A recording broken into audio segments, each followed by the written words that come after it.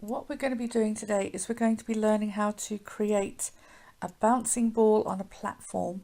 So we're going to be having a look at physics, and we're also going to be having a look at the properties of an object. So first thing we need to do is we need to delete this cube. Now what I'm going to be doing is I'm going to be switching on the keys so you can see every keystroke I make. So I'm just going to go into these settings here. You might not have this on yours, so don't try this.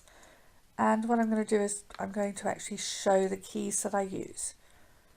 Alright, so let me just minimize this. Right, first things first, I'm going to delete this cube. So I have it selected, you can see the orange outline around it. I'm going to press delete on my keyboard, and I can either press the letter X or I can just press delete. Okay, so that cube has gone. Now what I'm going to do is add a plane, which is going to be my platform, my base for my bouncing ball. So I'm going to use the space bar for this, and I'm going to type in add plane. You'll see that this pops up on a window in front of you. So I'm going to click on add plane, and you can see my plane is sitting over here. Now I'm going to move this onto the middle of my stage by using the arrow keys. So I'm going to grab hold of the arrow and drag it across, and again grab hold of the arrow and move it into the position I want. Now this platform is a little bit small for my liking, so I'm going to need to make it bigger. I'm going to press S on my keyboard. You'll see down here the keys I've moved. Right, so S, and I'm actually going to make this bigger so that it actually fills the stage for me. All right. My next job now is to actually add a plane. So I'm going to press my space bar and I'm going to type in add, sorry, not my plane, my UV sphere. So add UV, and you'll see up here it says UV sphere. Here is my sphere.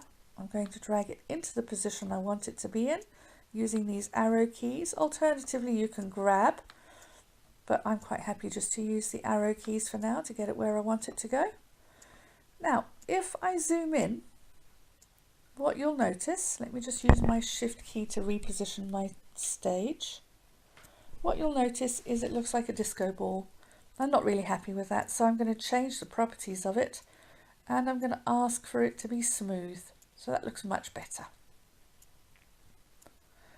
What I'm going to do now is I'm going to add some colour to this.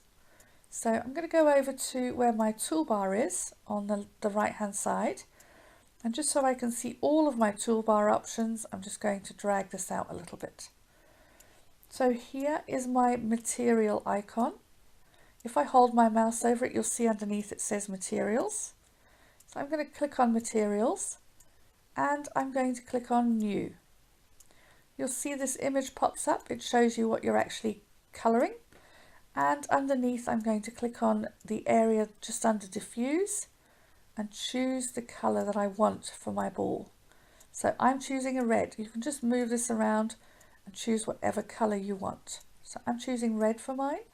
Note that you can choose colours within the red, green and blue spectrum, so you can change these numbers here to change the look of it.